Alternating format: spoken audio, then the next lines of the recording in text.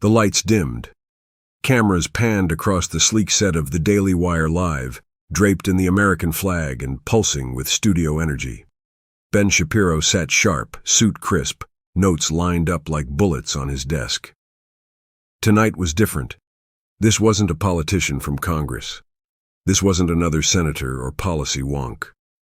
It was President Ibrahim Traoré, the revolutionary African leader who had refused U.S. military bases, walked out of the UN, and now, somehow, sat right there, calmly waiting for the show to begin.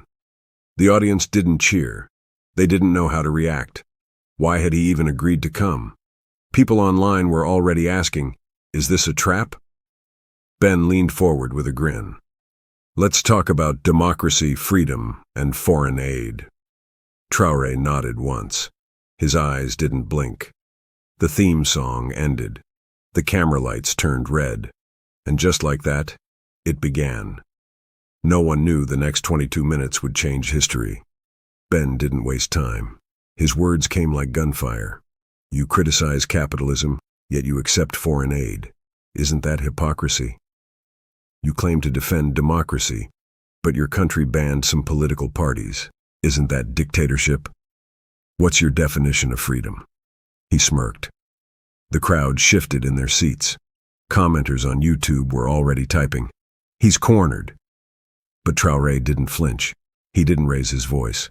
Instead, he leaned in slowly and asked one question.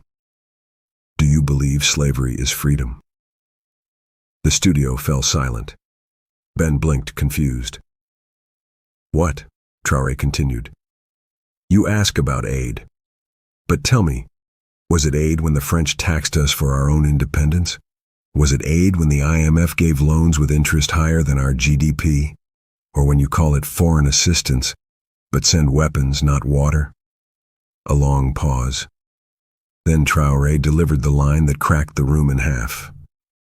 "You don't give us aid. You charge us interest for what you stole." Ben froze. The audience gasped, and without warning, he cut to commercial. The camera cut to black. No sponsor, no ad, just static. Viewers across America and Africa sat with jaws open. In those 47 seconds of silence, TikTok lit up, Twitter exploded. Straw Truth climbed to #1. But inside the studio, the silence was heavier. Ben stared at his desk, eyes wide, throat dry. Producers gestured wildly. They didn't plan for this. Traoré sat back in his chair, calm as ever, not gloating, not angry, just still. Then he whispered to Ben, barely audible, "This isn't a debate, it's a mirror." A stagehand asked if they should resume. Ben shook his head. "I need 5, he muttered. But there were no 5 minutes. Because someone backstage accidentally switched the feedback on, live, and the world saw Ben Shapiro, speechless, no fast words, no facts, just a man unraveling, and next to him, a foreign president who refused to be humiliated. Somewhere in Ohio, a young black girl watching with her father whispered, "Daddy, why does he sound like Martin Luther King?" Her father wiped his eyes. Back from the accidental feed, viewers caught a raw glimpse. No lights, no polish, just truth. Ben sipped from his water bottle. His fingers trembled slightly. Ibrahim Traoré, still calm, almost too calm, as if he'd seen men like Ben before, as if he'd studied them. Ben tried to regain control. Okay, let's talk history then," he said, trying to smile. "Colonialism ended decades ago. Why keep blaming the past?" Traoré tilted his head. "Blaming?" He pointed toward the camera. "When a thief steals your house, builds a hotel on it, and sends you the bill for staying in your own yard, is it blaming him to ask for your keys back?" The audience went still again. Some clapped, some gasped. "I'm not your enemy," Ben said, voice cracking. "I know," Traoré said gently. "Greed is." Behind them, the studio glass reflected something surreal. 2 men sitting across from each other, but separated by 1,000 years of pain. And for the first time, Ben didn't know how to argue with that. While Ben and Traoré sat under the hot lights, another world was moving. In a college dorm in Chicago, a group of African-American students gathered around a laptop. One young woman, Tamia, had tears rolling down her cheeks. "He said what our parents never could," she whispered. In Johannesburg, a radio station paused its music and played the clip on loop. In Dakar, a retired teacher stood up and saluted his TV. All over the world, the line echoed, "You don't give us aid, you charge us interest for what you stole." Commentators scrambled. Political YouTubers dropped emergency videos. Fox News called it an ambush. CNN called it a cultural earthquake. TikTokers wept. Some even played the clip over gospel music. But backstage at the Daily Wire, Ben's producer pulled him aside. "End the interview," she warned. "This could wreck everything." But Ben stared at Traoré through the glass. Something deeper had cracked inside him. Something he didn't understand yet. He returned to the stage. "Let's keep going," he said softly. Traoré nodded. "Let's talk about America." Ben adjusted his tie. His voice lowered. "All right. What do you think America is?" The room stiffened. It wasn't just a question. It was a test. Traoré looked at the floor, then raised his eyes. "I think America is a dream that forgot who was dreaming." Ben blinked. "I think," Traoré continued, "your founding fathers wrote powerful words. Freedom, justice, liberty, while owning men who look like me." A slow exhale spread through the room. "I think," he said, voice deepening, "you are not a bad country, but you are still afraid of mirrors." Silence. Then Traoré leaned forward. "When you send aid to Africa, are you helping us or hiding guilt?" Ben looked away. "And when you show black pain in movies, is it to honor our strength or enjoy our suffering?" Ben opened his mouth. No words came. The camera zoomed in on Traoré's face, not angry, not smug, just full of a quiet, burning sadness. "This is not an attack. This is a cry," he whispered. "The world doesn't hate America. It's just tired of bleeding for its mistakes." And this time, Ben didn't cut to commercial. He listened. Inside the studio, the mood had shifted. The energy wasn't political anymore. It was human. No one clapped, no one booed. People just watched. Ben adjusted his mic. For once he wasn't in control, and somehow that humbled him. I didn't bring you here to be embarrassed," he said. "I wanted to challenge ideas." "I know," Traoré replied gently, "but ideas without truth are just performance." Suddenly, a woman from the live audience raised her hand. It wasn't planned. She was middle-aged, white, trembling. Ben's producer panicked. "No audience input, please." But Ben waved her through. She stood. "Mr. Traoré," she said, voice cracking, "my son died in Mali, in uniform. I was told he was defending freedom. After hearing you today, I'm just asking, was he part of the problem?" Everyone held their breath. Traoré looked her in the eyes. "No, ma'am. He was a victim too. The problem is the silence that buried him." She broke down sobbing. The audience stood still, some covering their mouths, others quietly crying. It was no longer a debate. It was a reckoning. In the production room, chaos. Producers screamed. Executives dialed phones. Daily Wire's legal team whispered about damage control. But on the main set, something rare happened, a truth that couldn't be edited out. Ben tried to regain balance. "So what do you want, Mr. Traoré? Reparations? Power? Control?" Traoré didn't flinch.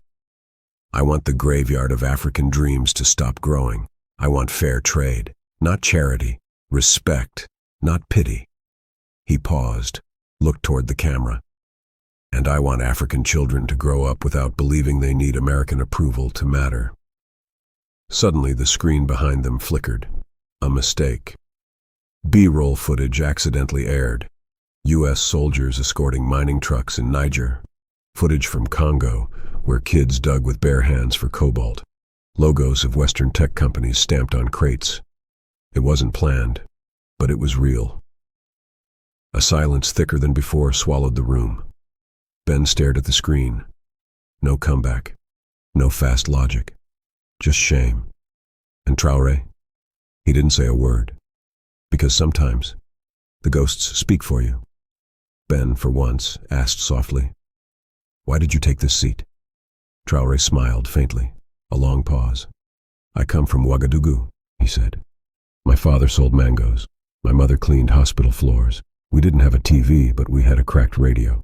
And every night I heard news about how poor we were." He exhaled deeply. "But I never heard the truth about why." The room quieted again.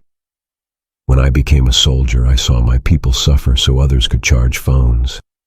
I saw African blood turned into gold bars stored in banks we can't even enter." A tear welled in his eye. Just one. "I'm not here to humiliate America," he said, voice shaking slightly.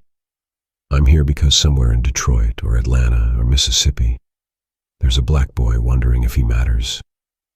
He leaned forward. "I sat in this chair for him." Ben lowered his head. A full minute passed. In homes around the world, people were crying and didn't even know why. Because truth, when it finally speaks, sounds like mourning. If you've cried watching this, if you felt even a flicker of grief, clarity, or peace, then don't let it pass silently. Comment below, where were you when the truth hit? Like this video to help the message reach the people who need it most. Subscribe, because we're only halfway through, and the twist that's coming will shake your soul. This is not just a video, it's a mirror. Let's keep watching and feeling together. Traoré truth, the chair that spoke, justice in real time. The studio lights flickered, not from power failure, but from discomfort. Something unseen had entered the room. Guilt, history, God. Ben tried to return to control. "You're very emotional, Mr. Traoré, but the world runs on logic." Traoré smiled softly. "Then let me give you logic." He opened his folder and pulled out one paper. It wasn't propaganda. It was an invoice. "This is a bill," he said, holding it up to the camera. "France charged Burkina Faso over $10 million every year for our own independence. For decades. Your allies, your systems." He held up another paper. "This is a trade contract where we sell $100 million worth of gold and get back $3 million in return." Gasps echoed from backstage. Traoré dropped the papers gently on Ben's desk. No emotion, no anger, just your logic. "Do you understand it now?" Ben stared at the numbers, quiet, frozen, and then something strange happened. The audience stood. No one told them to. No cue cards, no signal. They stood in silence, not in protest, but in grief. The camera stayed on their faces, eyes red, lips trembling. As the broadcast continued, YouTube's comment section had broken its own record. "I've never cried this hard during a political debate. Ibrahim Traoré just taught the world without raising his voice. This isn't a man. This is a movement. I'm white, I'm American, and I'm ashamed I never knew." Even moderators stopped moderating. They just let the pain pour. In Lagos, a boy held his phone and whispered, "I want to be like him." In Harlem, an old man said, "I marched with Malcolm, but I never saw this kind of peace hit like thunder." And inside the studio, Ben rubbed his hands together, visibly shaken. "What do you want from me?" Traoré didn't answer immediately.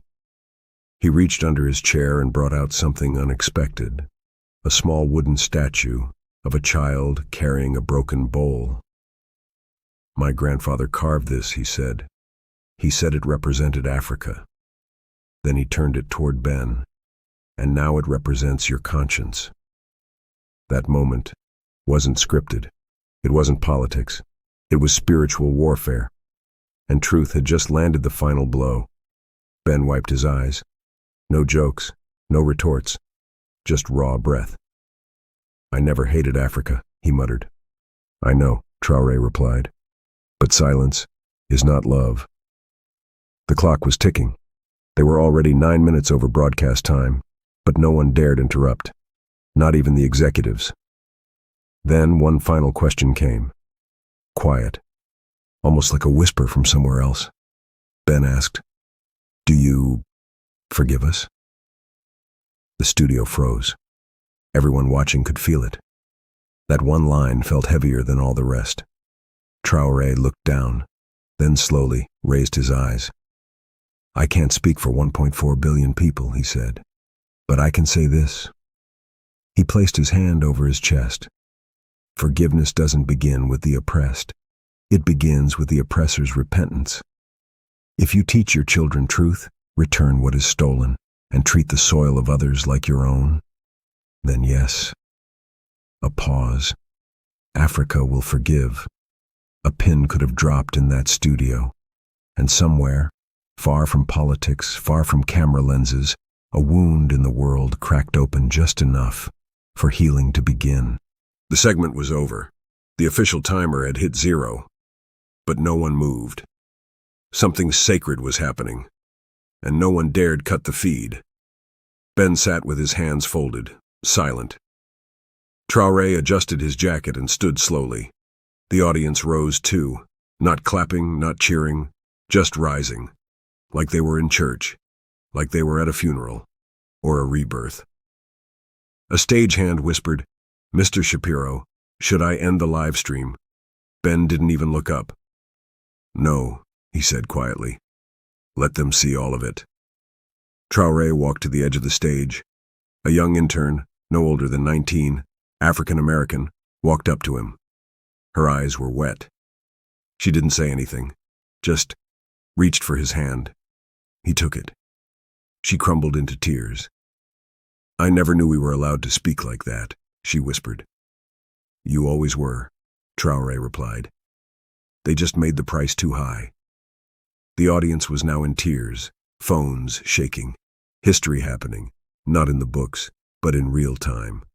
And somewhere, far from the stage, millions of hearts cracked open. As Traoré left the stage, still live on camera, his assistant leaned in with a trembling voice. "Sir, the White House just called." Ben looked up, confused, alarmed. "They said the president wants to speak with you immediately."